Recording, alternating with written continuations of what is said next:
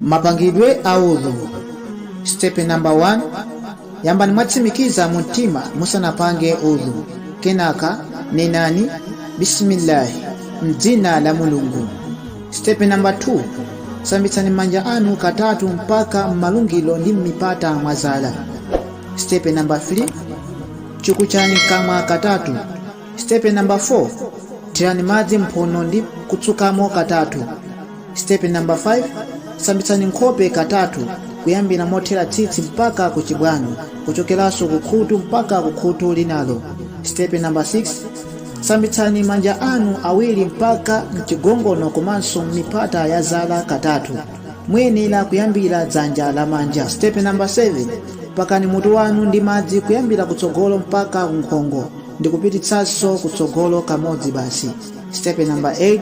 Pakani madzi m'makutu anu kunja ndi mkati, chala chachikulu chipake kunja ndipo chala chakomba phala mkati mwake. Step number 9. Tsukani mapazi anu awiri mpaka mtimisomali komanso mipata ya zala katatu kuyambira phazi la kumanja. Awa ndiye mapangidwe a udhu.